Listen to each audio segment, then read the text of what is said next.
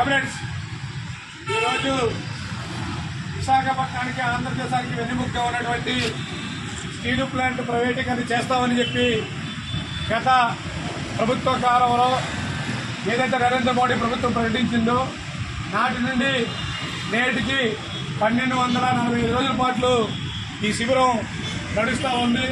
Steel plant ప్రైవేటీకరణ ఆపాలని, అదేవిధంగా ప్రైవేటీకరణ చేసేటువంటి ప్రభుత్వ విధానాలకు వ్యతిరేకంగా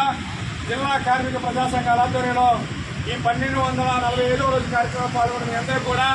ఏఐటీసీ విశాఖ జిల్లా సమితి తరఫున నమస్కారాలు, ధన్యవాదాలు తెలియజేస్తా ఉన్నాం. అదేవిధంగా అయితే స్టీల్ ప్లాంట్ ప్రైవేటీకరణ వ్యతిరేకంగా పెద్ద ఎత్తున మనం పోరాడుతున్నప్పుడు కూడా కేవలం రాజకీయ పార్టీలు ఓట్ల రాజకీయం చేస్తారు తప్ప ప్లాంట్ పరిరక్షణ కానీ లేదా ప్లాంట్ యొక్క ఆస్తులు కాపాడడానికి ఈ పాలకుల్లో ప్రభుత్వంలో చిత్తశుద్ధి అయితే కనబడతా ఉంది. మొన్న ఈ మధ్యకాలంలో మన పత్రికలో చూస్తే అధికార పార్టీలో ఉన్నటువంటి తెలుగుదేశం పార్టీ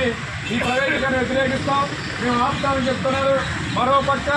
ఇటీవల బీజేపీ మాజీ ఎంపీ ఉన్నటువంటి జీవీఎల్ గారు దీన్ని ప్రైవేటీకరణ ఆపలేము, జైల్లో విలీనం చేయలేమని చెప్తున్నారంటే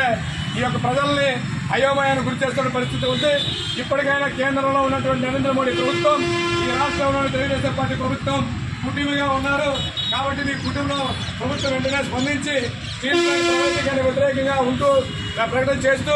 అదేవిధంగా సొంత గనుల్ని కేటాయించాలని చెప్పి మనం డిమాండ్ చేస్తా ఉన్నాం. ఇంత నష్టాలు కావాలని చెప్పి కేంద్రంలో ప్రభుత్వం అంబానీ, అదానీ, వేదాంత వంటి సంస్థలకు అప్పచెప్పడం కోసమే